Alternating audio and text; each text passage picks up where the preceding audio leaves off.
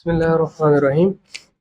इस लेक्चर में हम जानेंगे कि सीरीज़ और पैरेलल कॉम्बिनेशन जो होता है वो रेजिस्टेंस का वो क्या होता है, ठीक है। और सीरीज़ और जब पैरेलल में रेजिस्टेंस हम लगाते हैं, ठीक है, तो उनकी जो नेट रेजिस्टेंस होती है वो कितनी हमारे पास निकल के आती है, ठीक है। तो बड़ा सिंपल सा ये टॉपिक है, ठीक है, सीरीज़ और पैरेलल कॉम्बिनेशन। अच्छा, सबसे पहले हम डिस्कस करते हैं कि सीरीज़ जो कॉम्बिनेशन होता है सीरीज़ में क्या होता है, ठीक है जी। लेट्स सपोज सीरीज़ में क्या होता है।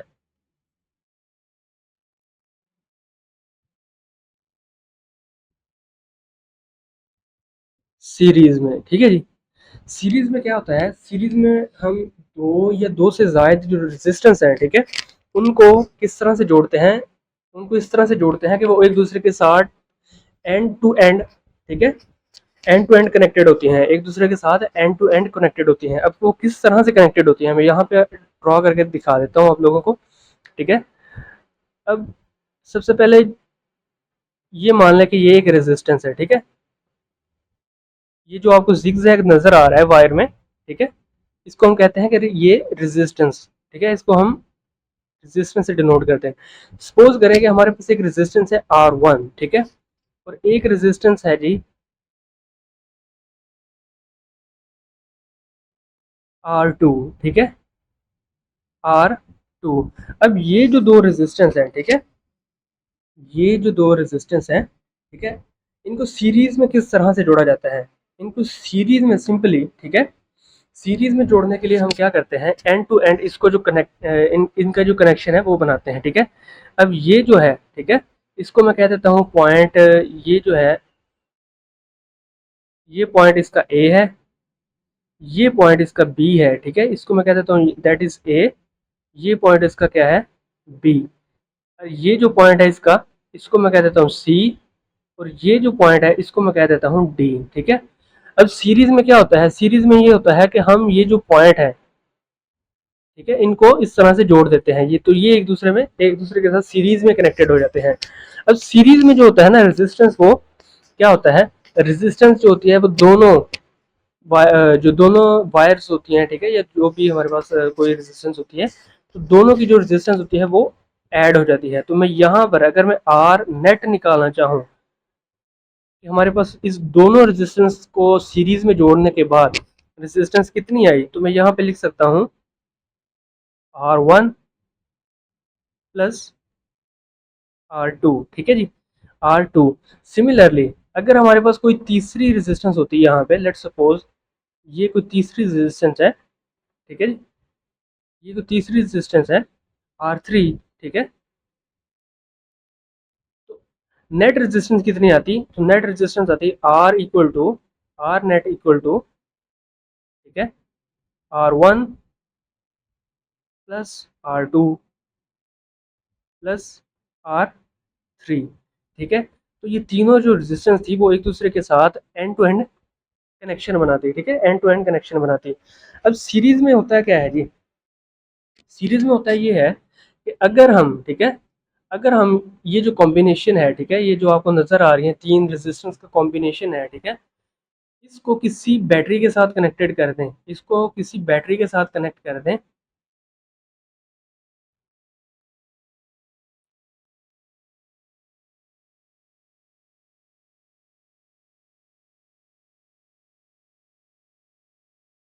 ठीक है, ये पॉजिटिव टर्मिनल है, ये इसका नेगेटिव टर्मिनल है, और जो बैटरी है उसका पोटेंशियल है, लेट्स सपोज हम मान के चलते हैं कि वो क्या है, V है, और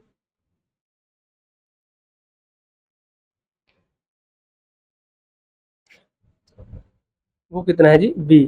और जो करंट पास कर रहा है, ठीक है, और जो करंट पास कर रहा है इस वायर में से, ठीक है, और ये जो रेजिस्टर R1 है इससे क्या करेगा, पास करेगा, और R2 से पास करेगा, R3 से पास करेगा, वो कितना है I, ठीक है। तो यहाँ पर जो होता है V जो होगा वो होगा डिफरेंट होगा,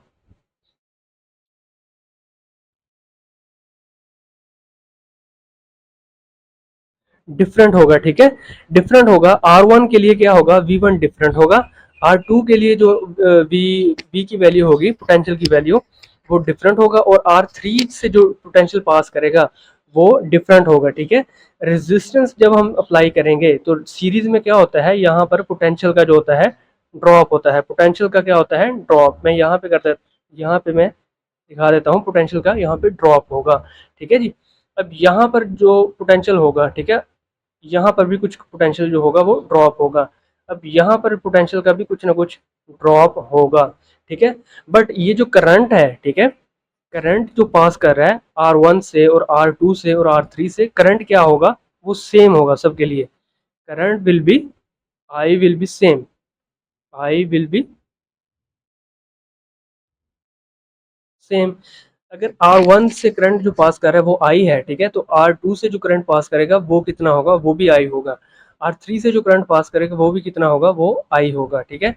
बट यहाँ पर V1 V1 होगा, यहाँ पर पोटेंशियल V2 होगा, यहाँ पर पोटेंशियल का ड्रॉप जो होगा वो V3 होगा, V3 होगा, ठीक है जी। अच्छा, अब हम बात करते हैं कि पैरेलल, पैरेलल कॉम्बिनेशन जो होता है रेजिस्टेंस का, ठीक है, उसमें क्या होता है। पैरेलल जो होता है ना,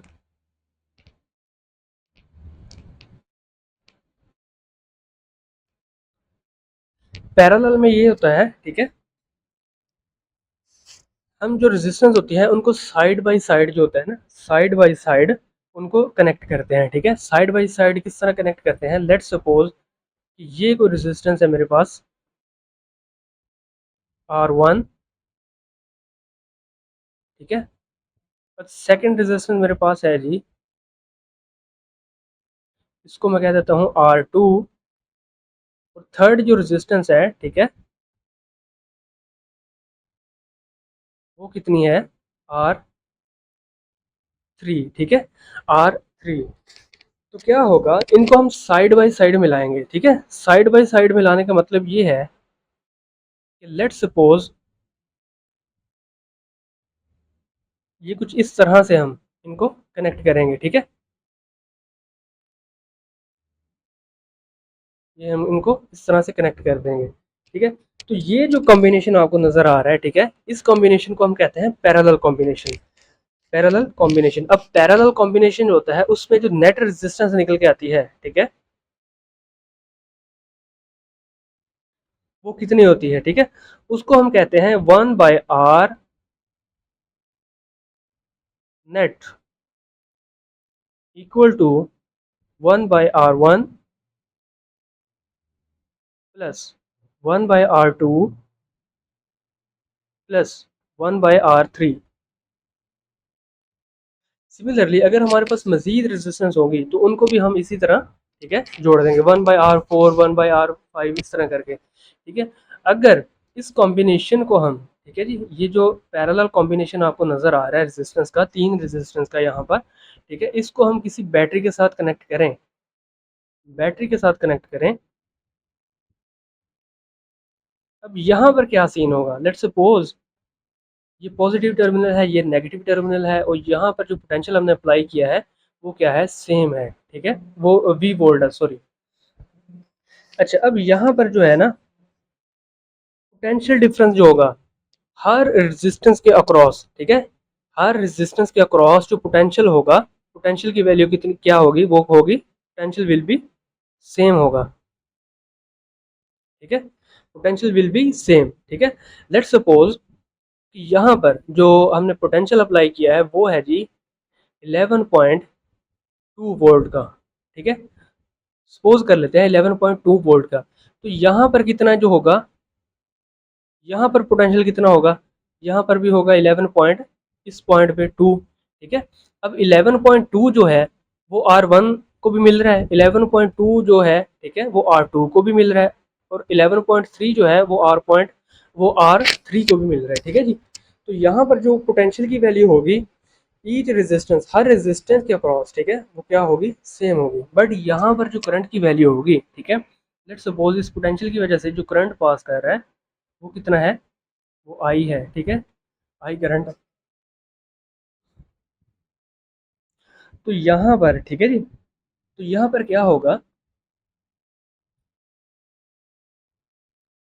यहाँ पर जो करंट होगा वो I1 होगा, R2 के अक्रॉस जो करंट होगा, ठीक है, वो जो पास करेगा वो I2 होगा, और I3 से जो करंट पास करेगा वो R3 से जो करंट पास करेगा वो I3 होगा, ठीक है। तो करंट जो होगा, करंट विल बी डिफरेंट।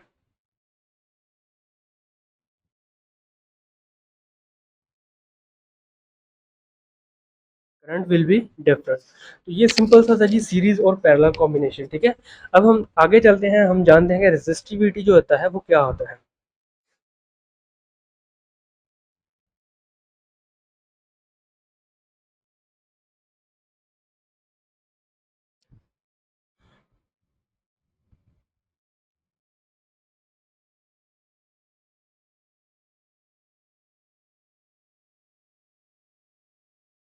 हाँ जी, रेजिस्टिविटी क्या होता है? रेजिस्टिविटी जो होता है ना, रेजिस्टिविटी, इसको हम सिंपली कहते हैं resistance of metre cube of wire, ठीक है जी, resistance of metre cube of wire. Resistivity को पहले मैं डिफाइन कर देता हूँ यहाँ पर। चलें, लेट्स सपोज मेरे पास एक वायर है, ठीक है जी। लेट्स सपोज कि ये कोई मेरे पास वायर है,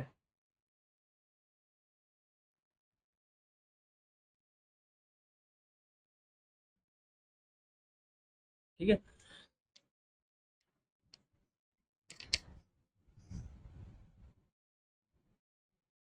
अगर इसका जो वॉल्यूम है, ठीक है, इसका जो वॉल्यूम है वो कितना है, 1 metre cube,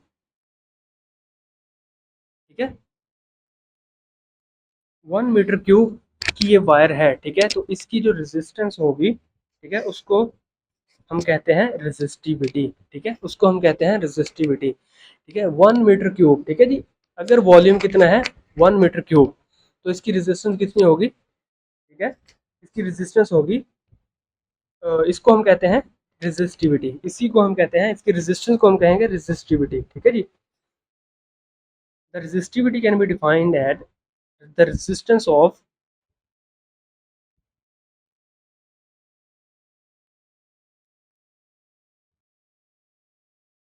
resistance of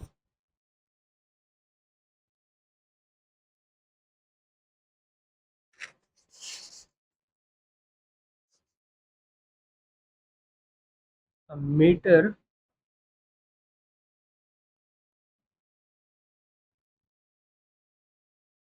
cube of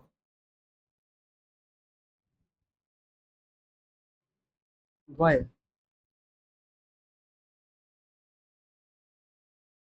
ठीक है जी। 1 मीटर क्यूब की जो रेजिस्टेंस, जो वायर होगी उसकी रेजिस्टेंस को हम कहते हैं कि वो क्या है, रेजिस्टिविटी, ठीक है जी। और ये जो होता है डिफरेंट डिफरेंट मटेरियल के लिए जो अलग अलग होता है, ठीक है जी। अब क्या है रेजिस्टिविटी, हम किस तरह से निकालते हैं रेजिस्टिविटी जो है उसको, हम सिंपली कह सकते हैं कि जो रेजिस्टेंस होती है ना, रेजिस्टेंस जो होती है वो क्या होती है, वो प्रोपोर्शनल होती है लेंथ के, ठीक है। अब ये जितनी लेंथ ज़्यादा होगी, लेट्स सपोज ये इस वायर की लेंथ है, इसको मैं कह देता हूँ एल, ठीक है जी। और ये जो इसका फेस है, ठीक है, यहाँ पर ये जो फेस इसको नज़र आ रहा है आपको, इसका जो एरिया है वो क्या है, ए मीटर स्क्वायर है या सेंटीमीटर स्क्वायर है, ठीक है, कोई भी यूनिट आप ले लें, ठीक है। तो क्या होगा, रेजिस्टेंस हो क्या होगा, प्रोपोर्शनल होगी इसकी लेंथ के। इसका मतलब है कि जैसे जैसे हम रेजिस्टेंस को इंक्रीज करेंगे, ठीक है, अगर हम आर को इंक्रीज करते हैं, ठीक है, अगर हम एल को इंक्रीज करते हैं, सॉरी, ठीक है, तो रेजिस्टेंस क्या होगी, इंक्रीज होगी, ठीक है, रेजिस्टेंस क्या होगी, इंक्रीज होगी। सिमिलरली,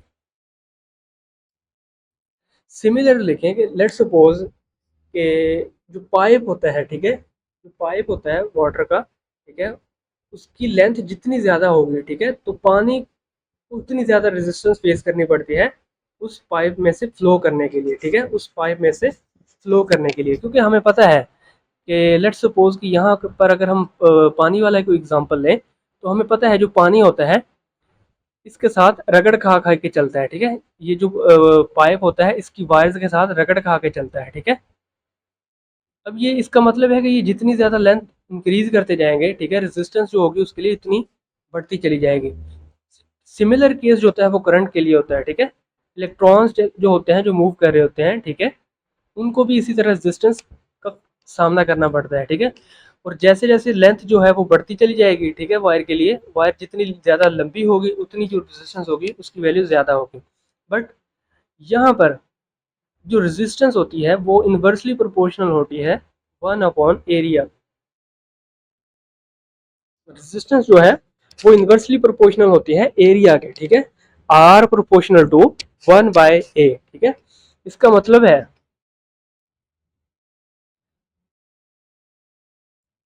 कि जितना ज़्यादा जो है, लेट्स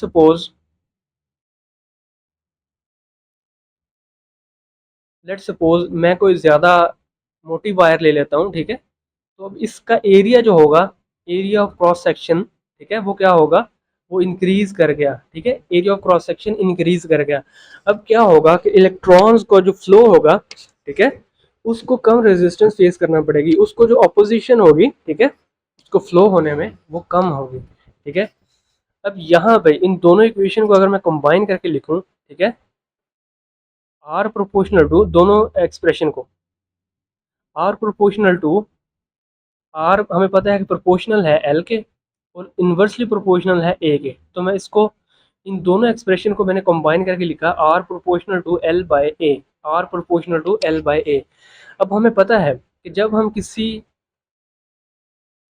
प्रोपोर्शनैलिटी को इक्वालिटी में बदलते हैं तो हम एक कांस्टेंट जो है वो इंट्रोड्यूस करवाते हैं, ठीक है। आर इक्वल टू यहाँ पर raw L divided by A. अब ये रॉ है यहाँ पर, ठीक है, रॉ, इसको हम पढ़ते हैं रॉ। यहाँ पे मैं लिख देता हूँ R H O, rho. Rho जो है ये क्या है, ये है इसकी रेजिस्टिविटी। रॉ को हम कहते हैं that is the resistivity.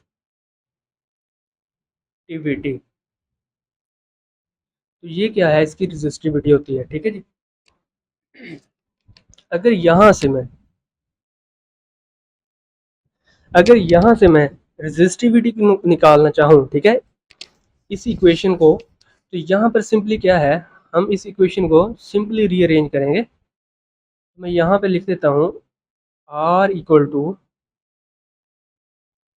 Raw L divided by A, ठीक है। तो यहाँ पर अगर रॉ को निकालना है, रेसिस्टिविटी को निकालना है, तो क्या होगा, ए जो होगा उसको मैं मल्टीप्लाई कर देता हूँ इस यहाँ आर के साथ, तो यहाँ बनेगा आर ए, ठीक है। और ये जो एल है ये मैं यहाँ पे डिवाइड में ले आता हूँ, ठीक है। तो यहाँ पर मैं डिवाइड में ले आऊँगा तो मैं इसको यहाँ पे लिख देता हूँ, आर जो है वो डिनोमिनेटर में आ जाएगा। तो यहाँ पे हमारे पास बचा क्या, रॉ, ठीक है। सिंपली इस इक्वेशन को जो हमने रीअरेंज किया है तो यहाँ पर हमारे पास रॉ की वैल्यू आ गई। अच्छा, अब हम रेजिस्टेंस को एक और मेथड से भी डिफाइन कर सकते हैं। लेट्स सपोज हम सपोज कर लेते हैं कि जो लेंथ है वो कितनी है, 1 यूनिट है, 1 यूनिट है, ठीक है। यूनिट मैंने इसलिए लिखा है कि यहाँ पर सेंटीमीटर भी हो सकता है, मीटर भी हो सकता है, मिलीमीटर भी हो सकता है, ठीक है, आप कुछ भी यूनिट लो। और लेट्स सपोज जो एरिया है, ठीक है, वो कितना है, वो भी 1 यूनिट ही है। तो अब इसकी रेजिस्टेंस कितनी होगी, इसकी रेजिस्टिविटी जो है वो कितनी होगी, सॉरी, तो रेजिस्टिविटी होगी R is equal to R, अगर मैं एरिया की जगह लिखूँ 1 यूनिट है और लेंथ कितनी है, 1 यूनिट है, तो यहाँ पर जो रेजिस्टिविटी हमारे पास आई वो इसके प्रोपोर्शनल है, वो है आर के इक्वल है, ठीक है जी, आर के इक्वल है। तो हम इसको एक दूसरे तरीके से भी लिख सकते हैं, रेजिस्टेंस ऑफ वायर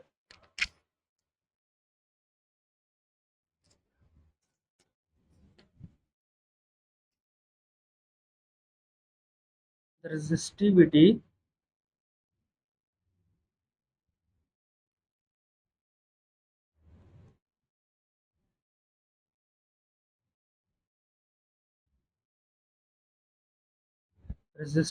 ठीक है जी, the resistance of wire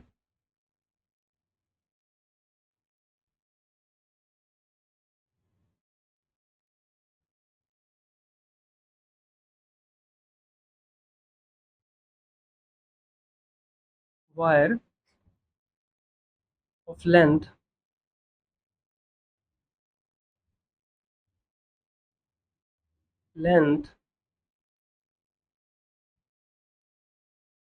1 meter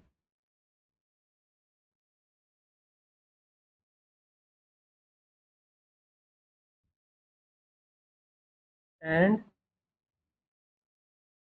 area of cross section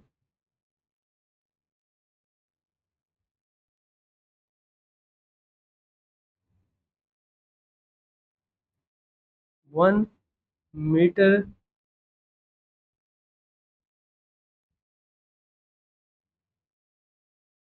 1 meter square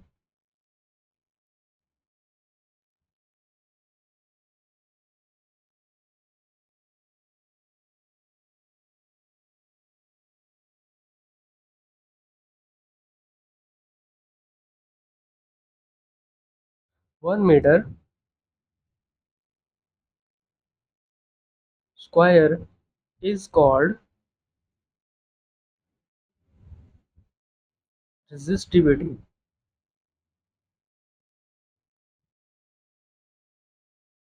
is called resistivity, ठीक है जी, तो इसको हम कहते हैं resistivity। अब आगे जो है हम देखेंगे कि रेजिस्टिविटी जो होता है इसका यूनिट क्या होता है, ठीक है। रेजिस्टिविटी जो होता है उसका यूनिट जो होता है वो क्या होता है, रेजिस्टिविटी का जो यूनिट होता है सिस्टम इंटरनेशनल की बात करें, ऐसा यूनिट की बात करें तो इसका जो यूनिट होता है वो होता है ओहम मीटर, ठीक है, ओहम मीटर, ठीक है जी, सिंपली ओहम मीटर, ये इसका ऐसा यूनिट होता है। तो यहाँ पर अगर इस फॉर्मूले को हम देखें, ठीक है, अगर इस फॉर्मूले को हम देखें, rho is equal to R L divided by, sorry, R A divided by L,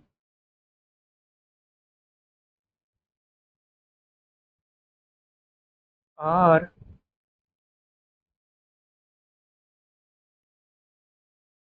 A divided by L.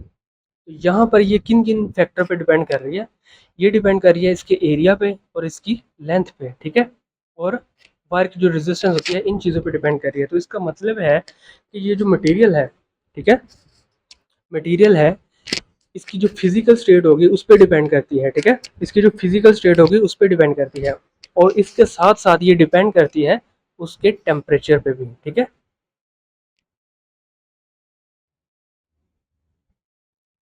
Physical physical state या फिर, और सेकंड जो चीज़ है वो है temperature,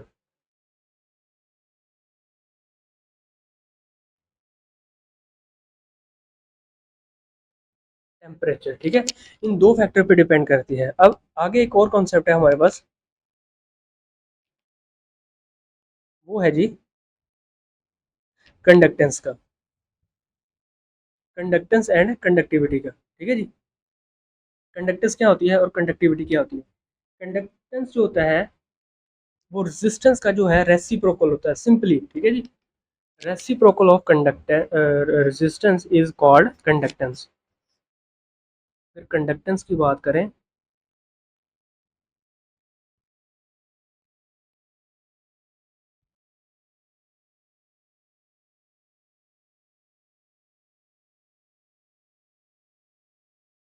reciprocal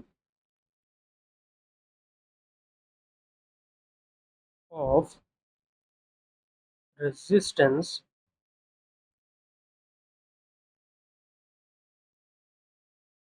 is called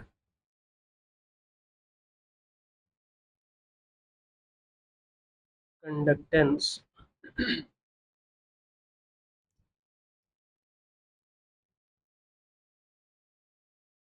reciprocal of resistance is called conductance. ठीक है, तो यहाँ पर हम इसको डिनोट करते हैं सिंपली जी से। ठीक है, जी इज इक्वल टू 1/r। ठीक है, 1/r, 1/r। ठीक है, अब यहाँ से अगर हम रेजिस्टेंस का यूनिट निकालना चाहें, हमें पता है कंडक्टेंस का यूनिट निकालना चाहें तो हमें पता है। ठीक है, तो जो रेजिस्टेंस होती है उसका यूनिट होता है ओहम। तो यहाँ पर कंडक्टेंस का यूनिट बना पर ओहम। ठीक है, क्या बना? पर ओहम। तो मैं इसको लिख देता हूँ पर ओहम। ठीक है, इसका एक दूसरा नाम भी होता है, वो होता है मो, MHO, मो। या फिर एक और यूनिट भी होता है इसका। ठीक है, वो होता है साइमन। साइमन, ठीक है जी, साइमन। अच्छा, अब एक जो कंडक्टिविटी है उसकी बात करते हैं। कंडक्टिविटी जो होता है वो क्या होती है?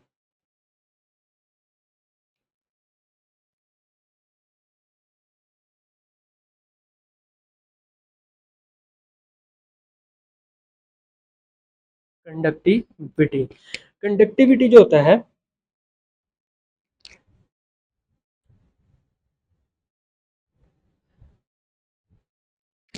कंडक्टिविटी जो होता है वो रेसिप्रोकल होता है किसका? रेजिस्टिविटी का। ठीक है, रेजिस्टिविटी का रेसिप्रोकल ऑफ, तो मैं यहाँ पे इसको लिख देता हूँ reciprocal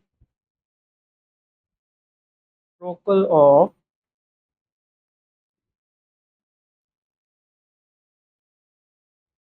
resistivity, reciprocal of resistivity. तो यहाँ पर हम इसको डिनोट करते हैं सिग्मा से। ठीक है, सिग्मा इज इक्वल टू 1/ρ, 1/ρ। ठीक है जी, तो इसका जो यूनिट होता है, ऐसा यूनिट होता है, वो क्या होता है? ओहम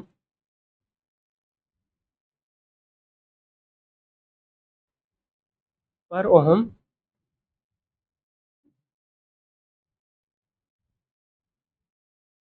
मीटर, पर ओहम मीटर। हमें पता है जो रेजिस्टिविटी होती है उसका यूनिट होता है ओहम मीटर। ठीक है, तो ये क्योंकि रेसिप्रोकल है, ठीक है, तो क्या होगा? पर ओहम, ओहम मीटर पावर -1। ठीक है, या फिर हम इसको सिंपली लिख सकते हैं मोह पर मीटर, मोह पर मीटर। ठीक है, मोह पर मीटर भी हम इसको लिख सकते हैं। अच्छा जी, ये तो था जी कंडक्टेंस एंड कंडक्टिविटी। ठीक है, कंडक्टेंस एंड कंडक्टिविटी। अब एक दूसरा टॉपिक है जी, इफेक्ट ऑफ टेम्परेचर। ठीक है, ऑन रेजिस्टेंस।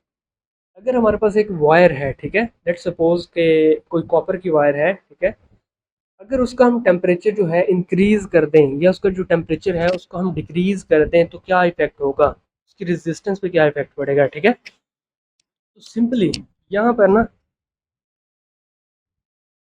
यहाँ पर कंसीडर कर लेते हैं जी एक वायर।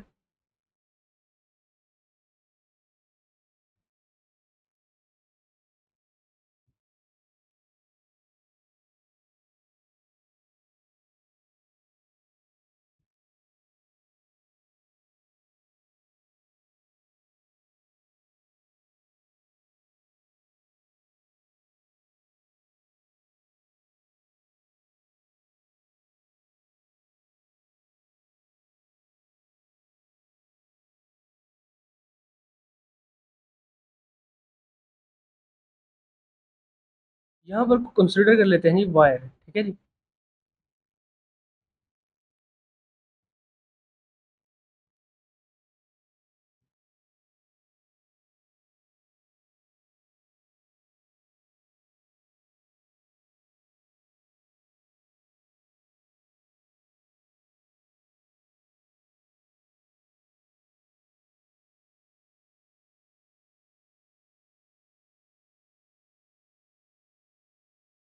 हमने यहाँ पे कंसीडर किया है एक वायर। ठीक है, जिसकी कुछ ना कुछ लेंथ है। लेट्स सपोज इसको हम कह देते हैं दैट लेंथ इज L। ठीक है, इसका क्रॉस सेक्शनल एरिया कितना है, वो है ए, ठीक है। अब क्या है, हमने देखा था कोई भी मेटालिक वायर है, ठीक है, उसके अंदर क्या होते हैं, एटम्स होते हैं, उसके अंदर क्या होते हैं, एटम्स होते हैं, ठीक है, एटम्स होते हैं। और क्या होता है, जो इलेक्ट्रॉन्स होते हैं वो क्या कर रहे होते हैं, रेंडमली मूव कर रहे होते हैं, ठीक है, रेंडमली वो क्या कर रहे होते हैं, मूव कर रहे होते हैं,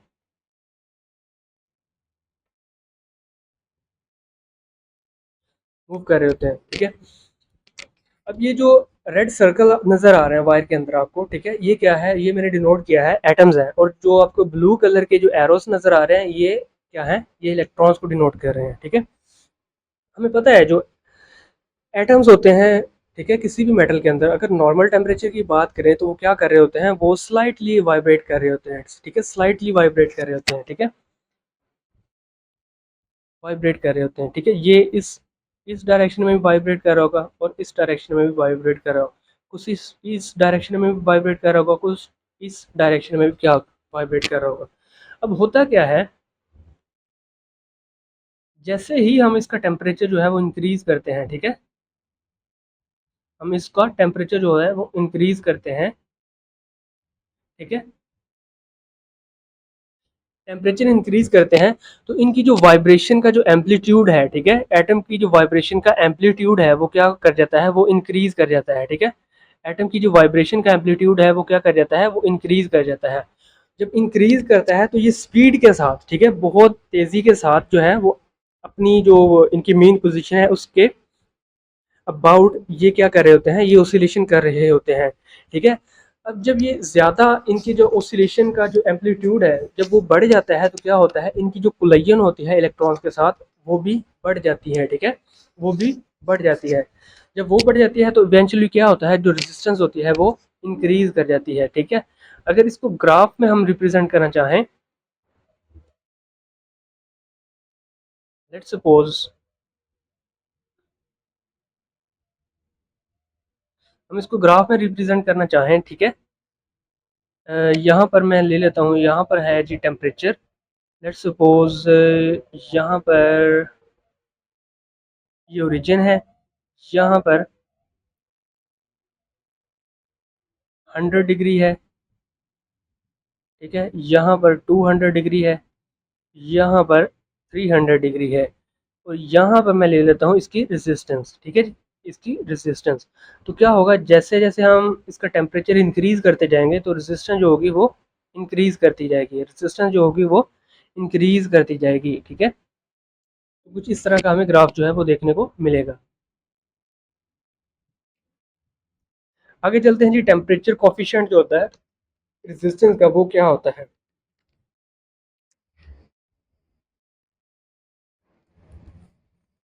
हमें सिचुएशन हमने पिछले जो वीडियो थे हमने पढ़ा था, पिछली वीडियो सॉरी, मैंने जो पिछला टॉपिक था इफेक्ट ऑफ टेम्परेचर, उसमें हमने पढ़ा था कि जैसे हम टेम्परेचर को इंक्रीज करते हैं तो उसका जो एटम का जो एम्पलीट्यूड है, ठीक है, वाइब्रेशन का, वो क्या होता है, वो इंक्रीज करता है, ठीक है।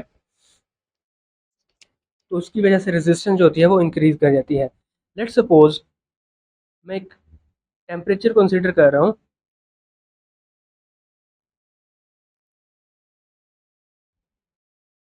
लेट्स सपोज मैं टेम्परेचर लेता हूँ 0 डिग्री। अब 0 डिग्री है, यहाँ पर अगर मैं रेजिस्टेंस की बात करूँ तो 0 डिग्री पे रेजिस्टेंस जो है किसी वायर की वो कितनी है, 0 डिग्री, ठीक है। अब लेट्स सपोज टेम्परेचर जो है उसको मैं इंक्रीज कर रहा हूँ, ठीक है, टेम्परेचर को मैं इंक्रीज करता हूँ, लेट्स सपोज टेम्परेचर इंक्रीज करके बना T डिग्री, T डिग्री। अगर T डिग्री है तो इसकी जो रेजिस्टेंस होगी हमें पता है वो क्या कर जाती है, वो इंक्रीज कर जाती है, इंक्रीज करेगी तो यहाँ पर जो इसकी रेजिस्टेंस आएगी, न्यू रेजिस्टेंस होगी, वो क्या होगी, उसको मैं कह देता हूँ T degree, R of T0 degree, ठीक है जी, T0 डिग्री। अच्छा जी, तो यहाँ पर चेंज जो होगा चेंज जो होगा रेजिस्टेंस में, ठीक है, रेजिस्टेंस में जो चेंज होगा इसको मैं कह देता हूँ R of T minus R of 0, ठीक है जी, आर नॉट या आर ऑफ ज़ीरो, कुछ भी आप इसको पढ़ लें, तो वो क्या होगा, वो प्रोपोर्शनल होगा रेजिस्टेंस के at time at 0 degree centigrade.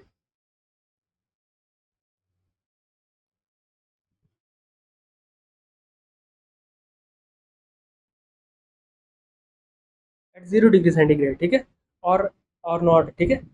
अच्छा, यहाँ पर जो है एक चीज़ में कंफ्यूज नहीं होना, जब मैं आर नॉट की बात कर रहा हूँ, ठीक है, आर नॉट की बात कर रहा हूँ, या मैं कह रहा हूँ आर ऑफ एट 0 डिग्री, ठीक है, तो इसका मतलब है कि कुछ भी टेम्परेचर हो सकता है, वो 30 डिग्री हो सकता है, ठीक है, वो कितना हो सकता है, वो 200 केल्विन हो सकता है, ठीक है, वो 700 केल्विन हो सकता है, ठीक है, 700 केल्विन हो सकता है, वो कुछ भी हो सकता है, ठीक है।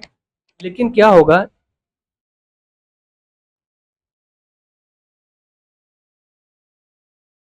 लेकिन क्या होगा कि ये जो भी टेम्परेचर हो, ठीक है, आर नॉट जो है, ये जिसको मैं आर 0 डिग्री कह रहा हूँ, ये कोई भी टेम्परेचर हो सकता है, 30 डिग्री हो सकता है, 200 केल्विन हो सकता है, ठीक है, फॉरन हाइट ले लें आप, ठीक है, 279 फॉरन हाइट हो सकता है, कुछ भी हो सकता है। ये क्या होगा, आर ये जो टेम्परेचर है ना, ठीक है, इसी से क्या होगा, कम होगा, ये जो हमने टेम्परेचर लिया है, इससे टेम्परेचर से क्या होगा, ये हमेशा कम ही होगा, ठीक है।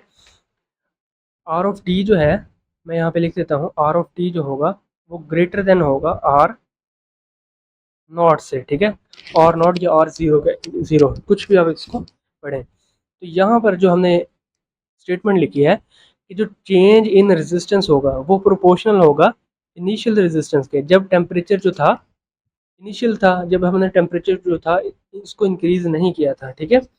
सिमिलरली जो रेजिस्टेंस में चेंज होगा आर ऑफ टी, ठीक है, resistance at some temperature T, R of naught, ठीक है, resistance at some initial temperature, ठीक है, 0 डिग्री है, 30 डिग्री है, कुछ भी है, तो वो प्रोपोर्शनल होगा जो टेम्परेचर होगा उसके, ठीक है, जो टेम्परेचर का इंक्रीज हमने किया है उस टेम्परेचर के प्रोपोर्शनल होगा, ठीक है।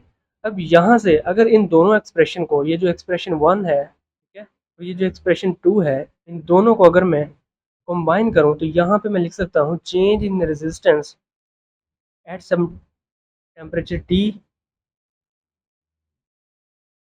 Are T minus R naught, that is proportional to R not into T, ठीक है, आर नॉट इंटू टी। अब यहाँ पे क्या होगा, यहाँ पे क्या होगा,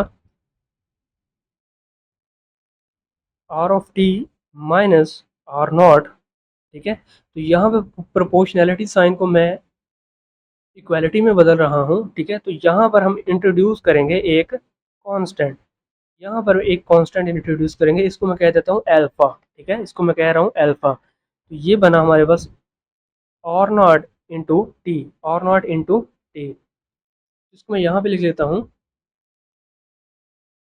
resistance at some temperature minus resistance at some initial temperature will be equal to alpha into r naught into temperature T, temperature T, change in temperature जो है वो कितना है T। अच्छा, अब यहाँ पर अल्फा जो है, अल्फा जो है, ठीक है, वो क्या है, एक प्रोपोर्शनैलिटी कांस्टेंट है, जिसको हम कहते हैं कोफिशिएंट ऑफ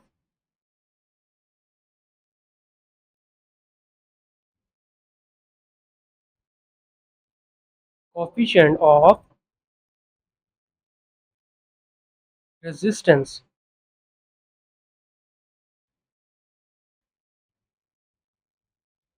इसको हम कहते हैं कोफिशिएंट ऑफ रेजिस्टेंस, ठीक है जी।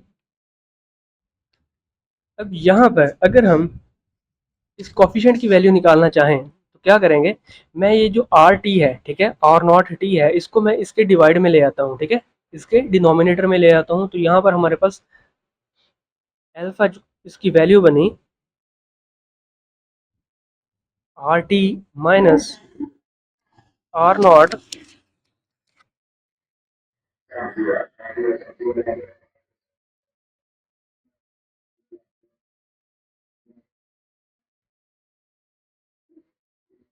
Are not divided by R naught T,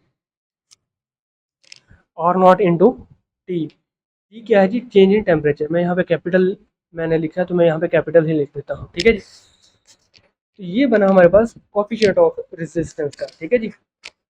अब यहाँ पे जो है आर ऑफ टी क्या है? आर ऑफ टी क्या है?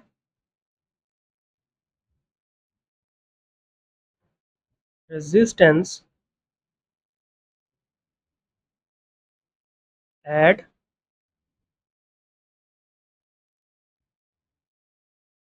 Temperature T. आर नॉट क्या है?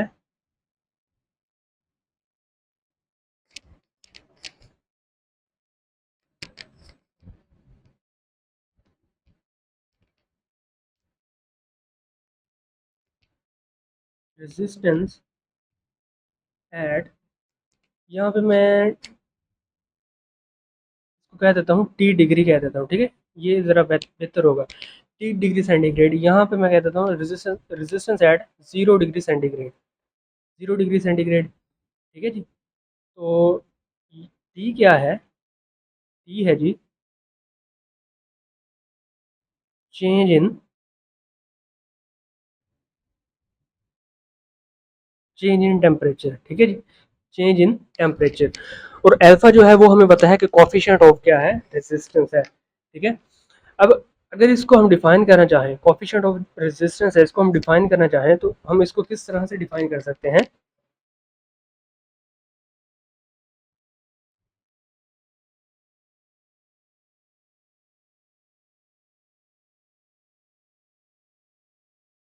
Coefficient of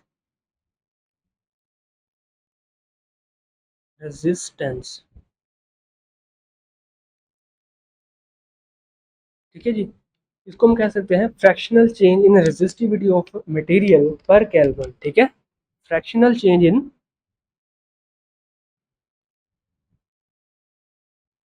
fractional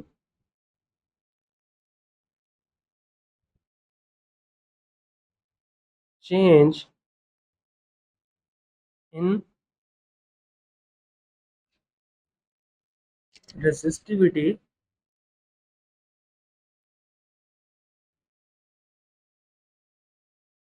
witty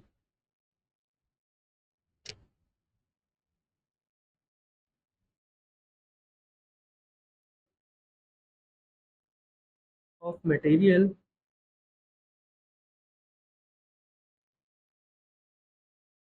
material पर kelvin.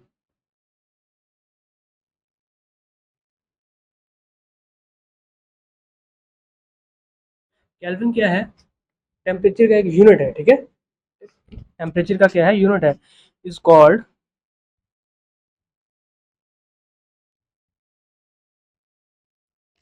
Temperature coefficient,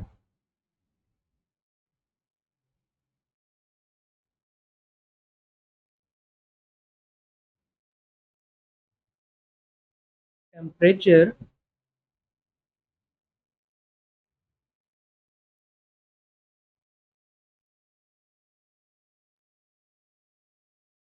coefficient, coefficient of resistivity,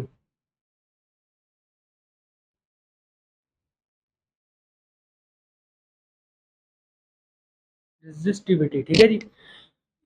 temperature coefficient of resistivity. So let's suppose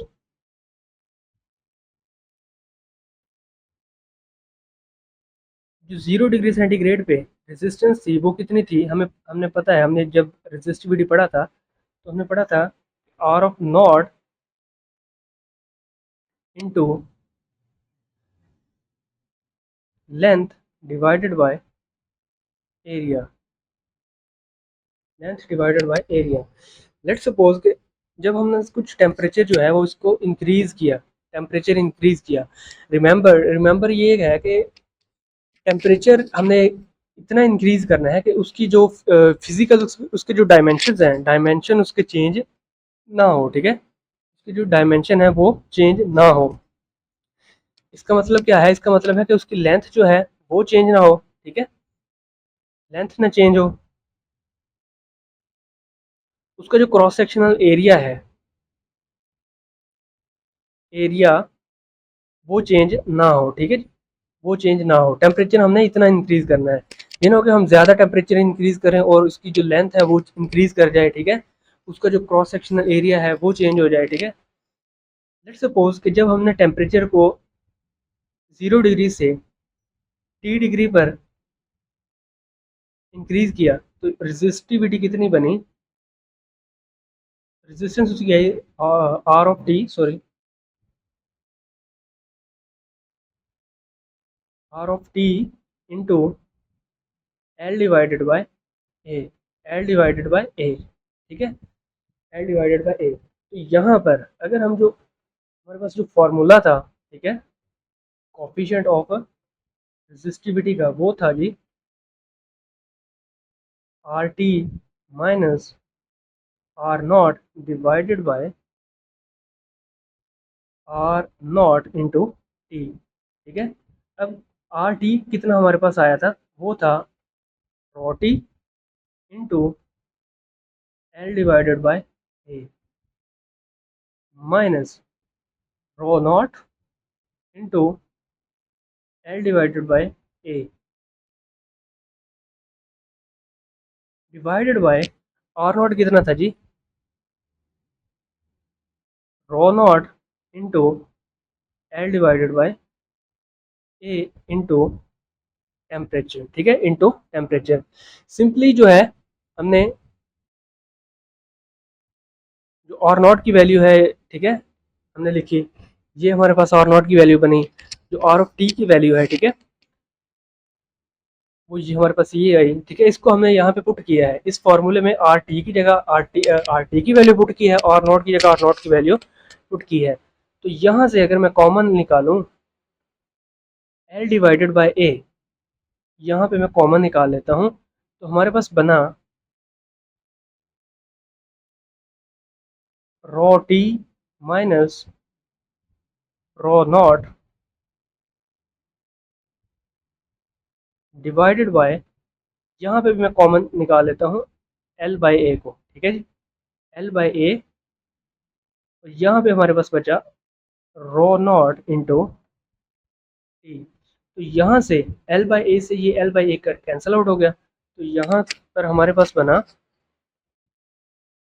row T minus rho naught divided by rho not into T, rho not into T, ठीक है जी, rho not into T.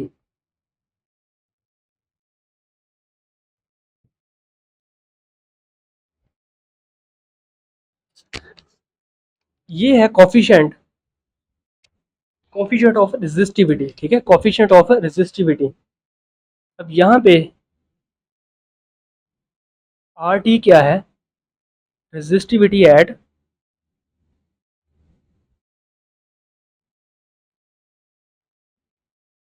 Resistivity at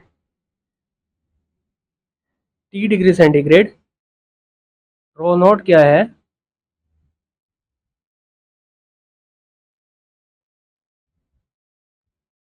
resistivity eight 0 degree centigrade, ठीक है, 0 degree centigrade. T क्या है जी, change in temperature,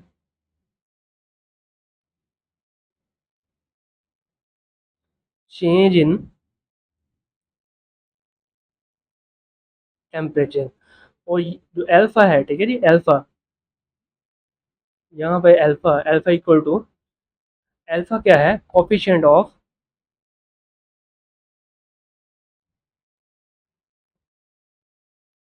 coefficient of resistivity,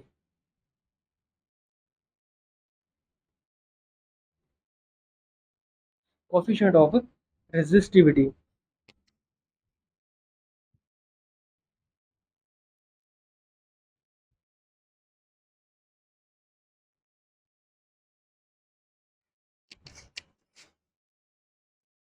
ठीक है जी।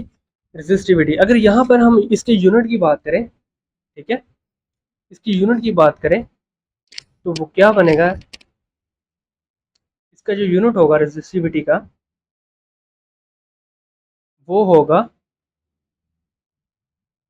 पर केल्विन, पर केल्विन, ठीक है, पर केल्विन, क्योंकि मोस्टली जो होता है टेम्परेचर जो है हम केल्विन में लेते हैं, ठीक है, तो इसलिए मैं यहाँ पे लिख रहा हूँ पर केल्विन, ठीक है। रेजिस्टिविटी टेम्परेचर कोफिशिएंट अगर रेजिस्टेंस का है या रेजिस्टिविटी का है, ठीक है, तो उसका जो यूनिट होगा, ठीक है, उसका जो यूनिट होगा वो क्या होगा, unit of temperature, per unit of temperature, ठीक है। तो हम यहाँ से भी इस इक्वेशन से भी अगर हम देखें, ठीक है, तो यहाँ पे रो है, यहाँ पे रो है, ठीक है, नीचे भी एक रो है, ठीक है, तो यहाँ पे रो के जो भी यूनिट होगा वो एक दूसरे को कैंसिल आउट करेगा, ठीक है, कैंसिल आउट कर देगा, तो यहाँ पे बचेगा हमारे पास सिर्फ टेम्परेचर का यूनिट। अब टेम्परेचर का यूनिट जो है, ठीक है, 1/T, यहाँ पे हम देखें 1/T, ठीक है, टेम्परेचर का यूनिट क्या होता है, हमें पता है कि 1/केल्विन या 1/डिग्री सेंटीग्रेड भी हो सकता है, ठीक है, डिग्री सेंटीग्रेड भी हो सकता है, ठीक है, जो भी ले, लेकिन हमें पता है कि ऐसा ही सिस्टम जो होता है उसमें जो टेम्परेचर का यूनिट होता है वो क्या है, केल्विन, ठीक है।